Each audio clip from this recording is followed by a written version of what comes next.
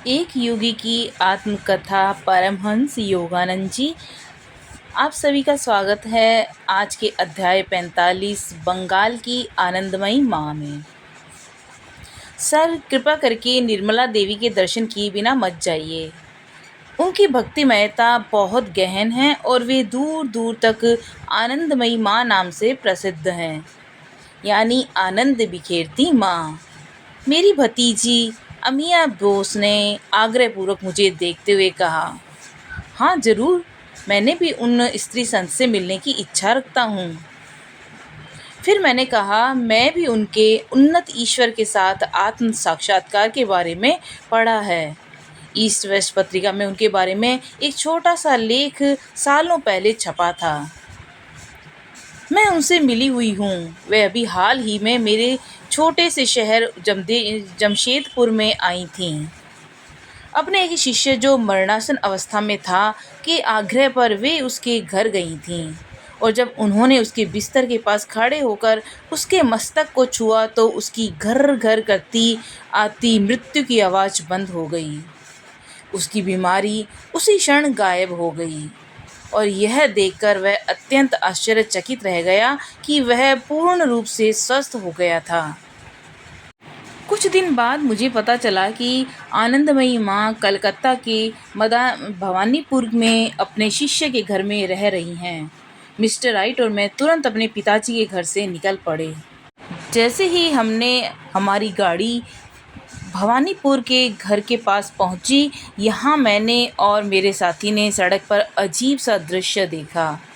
आनंदमयी माँ एक खुली गाड़ी में अपने करीब 100 शिष्यों के साथ खड़ी थीं। यह देखकर लगा मानो वह जाने वाली थीं। मिस्टर राइट ने फोर्ड को थोड़ी दूर खड़ा कर दिया और मेरे साथ पैदल उस शांत समूह की तरफ बढ़ने लगे। उन महिला संत ने हमारी ओर देखा। वे गाड़ी से उतरीं और हमारी तरफ आने लगीं। बाबा, आप आ गए। इन उत्साहपूर्ण शब्दों के साथ उन्होंने अपनी बाँह मेरे गले में डालते हुए अपना सिर मेरे कंधे पर रख दिया। मिस्टर राइट को अभी अभी मैंने बताया था कि मैं इस संत को नहीं जानता था, और वह इस अद्भुत स्वागत का आनंद ले रहे थे। इतनी आत्मीयता भरे स्वागत को देखकर उनके करीब 100 शिष्यों की विस्मित नज़र मेरे ऊपर थी। मैं उनको देखकर तुरंत ही समझ गया कि वे समाधि की उच्च अवस्था में थीं।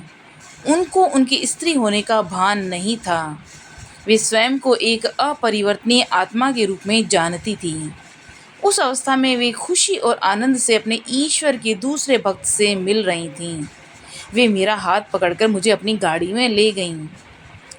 आनंदमयी माँ, मेरी वजह से आपको अपनी यात्रा में देरी हो रही है, मैंने विरोध जताते हुए कहा। बाबा, मैं सदियों से के बाद इस जीवन में पहली बार आपसे मिल रही हूँ। उन्होंने कहा, कृपा करके अभी मत जाइए। हम गाड़ी के पीछे की सीट पर बैठ गए। शीघ्र ही आनंदमयी माँ निश्चल समाधि में लीन हो गईं। उनकी सुंदर आंखें ऊपर स्वर्ग की ओर देखती अध खुली एकदम स्थिर हो गईं। उनकी दृष्टि अंदर बाहर के आंतरिक राज्य में थी। उनके शिष्य सौम्य भाव से जपने लगे, दिव्य माँ की जय। मैं भारत में आत्म साक्षात्कार प्राप्त कई साधकों से मिला था, लेकिन आज तक मैंने इतनी उच्च अवस्था प्राप्त महिला संत को नहीं देखा था। उनका सौम्य चेहरा अवर्णनीय आनंद से भरा हुआ था। इसकी वजह से उनका नाम आनंदमयी माँ पड़ा था। उनके खुले सिर पर लंबे काले केश खुले हुए थे। उनके मस्तक के बीच छोटा सा चंदन लेप का लाल बिंदु तीसरे आध्यात्मिक नेत्र का प्रतीक था, जो अंदर हमेशा खुली हुई उनके जो अंदर हमेशा ये तीसरा नेत्र खुला हुआ था। छोटा सा मुखड़ा, छोटे छोटे हाथ, उनके छोटे छोटे पांव इतने विशालमय अध्यात्म के विपरीत थे। मेरे पास ही उनकी महिला शिष्य से प्रश्न पूछे। आनंदमयी माँ अभी भी समाधि अवस्था में थीं। आनंदमयी माँ पूरे भारत में विस्तृत रूप से जानती रही है, और कई स्थानों में उनके सैकड़ों शिष्य हैं। उनकी शिष्या ने बताया कि उनके साहसिक प्रयत्नों से समाज में कई अच्छे अच्छे सुधार हुए हैं। यद्यपि वह स्वयं ब्राह्मण हैं, फिर भी वे जाति भेद को नहीं मानती। हम में से एक छोटा समूह हमेशा उनके साथ रहता है और उनकी सुख सुविधाओं का ख्याल रखते हैं। हम उनकी देखभाल एक माँ के रूप में करते हैं। वे अपने शरीर का ध्यान नहीं रखती। यदि कोई उन्हें भोजन न दे तो वे बिना भोजन के रह लेती हैं या किसी वस्तु के बारे में नहीं पूछेंगी। जब उनके सामने खाना रखा जाता है तब वे उसको खुशी से छूती भी नहीं हैं। वे अंतर्ध्यान न हो जाएं, इसके लिए हम शिष्य उन्हें अपने हाथ से खिलाते हैं। कई दिनों तक वे समाधि में ही लीन रहती हैं। उनकी आंखें स्थिर और श्वास नाम मात्र की होती हैं। उनके मुख्य शिष्य उनके पति हैं। कई वर्ष पहले विवाह के बाद शीघ्र ही उनके पति ने मौन व्रत का प्रण ले लिया। शिष्या ने एक चौड़े कंधे वाले तीखे नाक नक्श वाले व्यक्ति की ओर इशारा किया। उनके केश लंबे और सफ़ेद दाढ़ी थी। वे शांतिपूर्वक भीड़ के बीच में खड़े हुए थे। उनके हाथ शिष्योचित भाव से जुड़े हुए थे। अनंत में डुबकी लगाकर ताज़ा हुई माँ अब अपना ध्यान संसारिक संसार में केंद्रित कर रही थीं। बाबा, कृपा करके बताइए आप कहाँ रहते हैं? उनकी आवाज़ स्पष्ट और मधुर थी। अभी मैं रांची और कलकत्ता में हूँ, लेकिन शीघ्र ही अमेरिका चला जाऊँगा। अमेरिका? हाँ, वहाँ अध्यात्म प्राप्ति के उत्सुक लोगों के मन में एक महिला संत के लिए बहुत उत्सुकता होगी। वे उनका हृदय से स्वागत करेंगे। क्या आप वहाँ जाना चाहेंगी? यदि बाबा मुझे वहाँ ले जा सकते हैं तो मैं अवश्य चलूँगी। 20 या उससे अधिक लोग हमेशा आनंदमयी माँ के साथ यात्रा करते हैं। एक शिष्य ने दृढ़ता से कहा, हम उनके बिना नहीं रह सकते। जहाँ कहीं भी वह जाती हैं हमें उनके साथ जाना ही होगा। मैंने यह विचार त्याग दिया क्योंकि इतने लोगों का साथ रहना जैसे अव्यावहारिक योजना को मैंने अनिच्छापूर्वक त्याग दिया। कृपा करके कम से कम रांची के आश्रम में अपने शिष्यों के साथ आइए।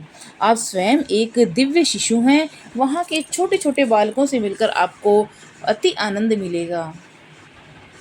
बाबा, आप जहाँ कहीं भी मुझे ले जाएंगे मैं वहाँ जाऊँगी।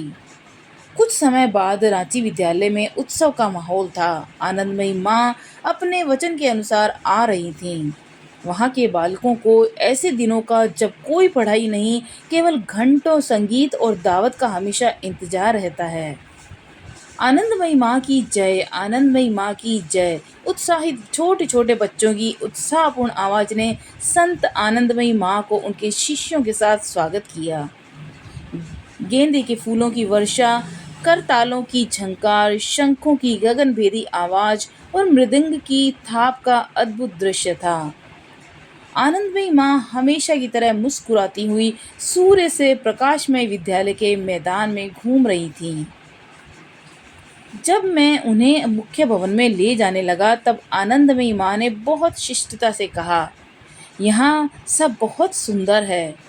वे एक शिशु की तरह मुस्कुराती हुई मेरे बगल में बैठ गईं। प्रिय मित्रों की घनिष्ठ मित्र, ऐसा वे सबको अनुभव कराती, फिर भी उनके चारों तरफ एक दूरी का भाव बना रहता। सर्वव्यापकता की एक विरोधाभासीय पृथकता। कृपया अपने जीवन के बारे में बताइए। बाबा, आप सब कुछ जानते हैं, उसको दोहराने का क्या लाभ? जाहिर है उनको अपने इस जीवन के छोटे से अवतार की कोई महत्ता नहीं थी। वे अपने प्रश्न को दोहराते हंसा। मैं अपने प्रश्न को दोहराते हंसा। बाबा, यहाँ बताने लायक कुछ ज़्यादा नहीं है। उन्होंने अपने कोमल हाथों को फैलाते अनिच्छा जताई। मेरी चैतन्य ने कभी भी स्वयं को इस अस्थायी शरीर के साथ नहीं जोड़ा। बाबा, जब मैं इस धरती पर आई तब मैं वही थी जब मैं छोटी बच्ची थी। तब भी मैं वही थी। जब मैं बड़ी होकर युवती बनी तब भी मैं वही थी। जिस परिवार में मेरा जन्म हुआ उन्होंने मेरी इस देह का विवाह रचाने की तैयारी की, तब भी मैं वही थी। और जब मेरे पति ने प्रेम भाव से मेरे कानों में कुछ प्रेम युक्त शब्द कहे और मुझे छुआ तो उन्हें मुझे उन्हें बहुत बड़ा धक्का लगा, जैसे बिजली गिर गई हो। तब भी मैं वही थी। मेरे पति घुटने के बल बैठ गए, हाथ जोड़कर मुझसे क्षमा याचना करने लगे। माँ, उन्होंने कहा, मैंने आपके शरीर को दूषित विचार के साथ छुआ। मुझे इसका ज्ञान नहीं था कि इस शरीर में मेरी पत्नी नहीं बल्कि दिव्य माँ है। मैं आज यह प्रण लेता हूँ कि मैं आपका शिष्य रहूँगा, एक ब्रह्मचारी बनकर हमेशा आपकी सेवा एक नौकर की भांति करूँगा। आज से जब तक मैं जीवित हूँ किसी के साथ बातचीत नहीं करूँगा, यानी जीवन पर्यंत मौन व्रत धारण करूँगा। इस प्रकार हे गुरु, मैं आपको छूने के पाप का प्रायश्चित करूँगा। जब मैंने अपने पति के इस प्रस्ताव को शांति से स्वीकार किया, तब भी मैं वही हूँ, हमेशा के लिए। यद्यपि सृष्टि का नृत्य मेरे चारों ओर कितना ही बदलता रहे, मैं वही हूँ। आनंदमयी माँ एक गहरी समाधि में लीन हो गईं। वे मूर्तिवत थी, एकदम स्थिर। वे अपने हर समय पुकारे जाने वाले साम्राज्य में चली गई थी। उनकी गहरी काली आंखें शीशे की तरह और निर्जीव लग रही थीं। इस प्रकार का भाव तब रहता है जब संत अपनी चेतना को भौतिक शरीर से निकाल देते हैं। तब उनका शरीर एक आत्मा रहित मिट्टी का टुकड़ा होता है। हम उस आनंद की अवस्था में 1 घंटे तक रहे। वह इस संसार में एक खिलखिलाती छोटी सी हंसी के साथ वापस आ गईं। आनंदमयी माँ, कृपा करके मेरे साथ बाग में चलिए, मिस्टर राइट कुछ फोटो खींचेंगे। अवश्य बाबा, आपकी इच्छा मेरी इच्छा है। उनकी तेजस्वी आंखों में दिव्य चमक पूरे समय बनी रही जब उनकी कई फोटो खींची गई। भोज का समय आनंदमयी माँ एक कंबल की गद्दी में बैठी, एक शिष्य उन्हें खिलाने उनके बगल में बैठा। वह नन्हे बालक की तरह वे भोजन को निगल लेती। जब शिष्य खाना उनके होठों के पास लाता, वह स्पष्ट था कि उनके लिए सब्जियों और मिठाइयों में कोई अंतर नहीं था। संध्या के समय संत अपने शिष्यों के साथ वापस जाने लगीं। गुलाबों की पंखुड़ियों की वर्षा हो रही थी। उन्होंने हाथ उठाकर नन्हे बच्चों को आशीर्वाद दिया। उनका चेहरा प्यार से चमक उठा, जो उनके अंदर आनंदमयी माँ ने जागृत कर दिया था।